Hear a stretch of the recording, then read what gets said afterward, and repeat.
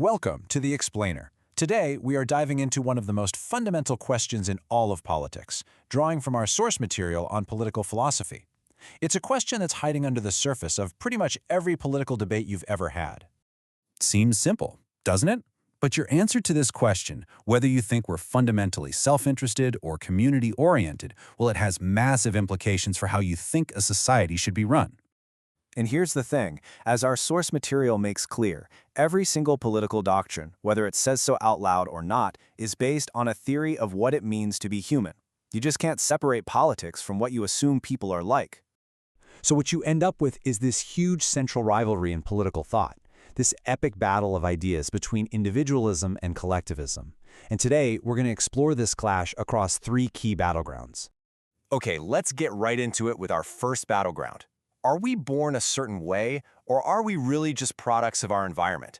This is the big one. Right. So this is the classic nature versus nurture debate. And what's so fascinating is how each side leads to totally different political conclusions. If you believe our character's basically fixed, well then society has to be built around those unchangeable traits. But if you believe we're malleable, then society itself becomes this incredible tool for improving who we are.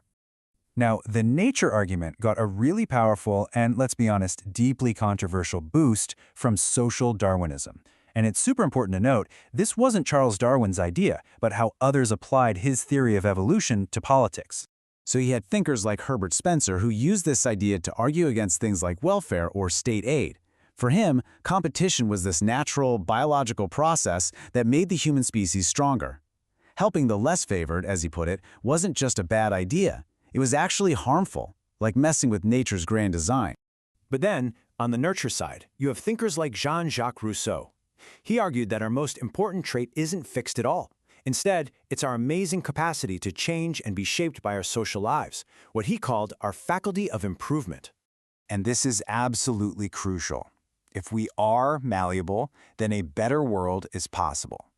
Big social problems like poverty and inequality aren't inevitable. They can be fixed by changing society itself. You can see how this became a core belief for socialists, for many feminists, and really for anyone who thinks we can engineer a better world. Okay, let's move to our next battleground, which builds on this.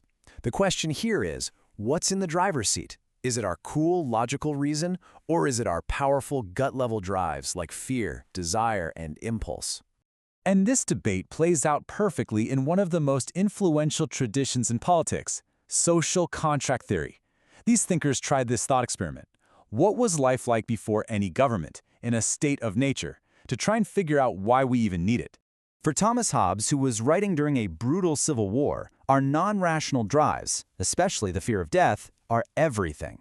He was convinced that without an all-powerful government to keep our instincts in check, life would just be a constant, terrifying war of every man against every man. But then, during the Enlightenment, the pendulum just swung hard in the complete opposite direction. Suddenly, there was this profound new faith in our ability to think rationally. Reason was seen as our defining feature. That famous line from René Descartes, "I think, therefore I am," really captures the whole vibe. It portrayed humans as these incredible thinking creatures, capable of understanding the world and making it better. And that confidence in reason, it became a cornerstone of modern liberalism. And this is where you see the direct political fallout. A faith in reason tends to support individual liberty, progress, and reform. But an emphasis on instinct, like you see with conservatives like Edmund Burke, suggests the world is just too complex for reason alone. Instead, we should trust in the wisdom of tradition and the need for order, and be really skeptical of big radical changes. This brings us to our final and maybe most direct clash. Are we fundamentally self-serving egoists, or are we sociable cooperators at our core? The view of humans as self-interested competitors is the absolute bedrock of modern economics. It's all wrapped up in this model of Homo economicus, the idea that we're all basically walking calculators, always rationally trying to get the best deal for ourselves. This idea was pushed hard by thinkers like Jeremy Bentham. He argued that we are all fundamentally driven to seek pleasure and avoid pain. It's a simple idea, but it provides a powerful justification for market-based, capitalist societies where competition is seen as the natural expression of all our individual self-interests. But a completely different theory argues that our greatest strength isn't competition at all, but cooperation.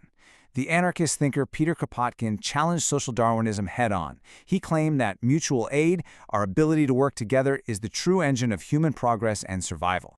So, from this perspective, our sociable, cooperative nature gets corrupted by a society that forces us to be selfish.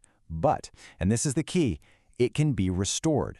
This belief is what underpins any ideology that calls for a different kind of system, one based on collective ownership and mutual support. So after walking through these three massive battlegrounds, where does that leave us? Which side is right? Well, the most crucial takeaway from our source material is this. There is no scientific experiment that can tell us who's right.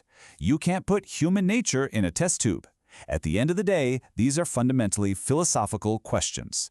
They're built on moral assumptions, not hard scientific facts. So we've seen these three core debates, right? Nature versus nurture, intellect versus instinct, and competition versus cooperation. These debates provide the hidden foundations for pretty much every single political argument you will ever hear. The problem of human nature is still completely unresolved, and that turns the final question back to you. The next time you find yourself arguing about politics, just pause for a second and ask yourself, what assumptions am I making about what we as humans really are?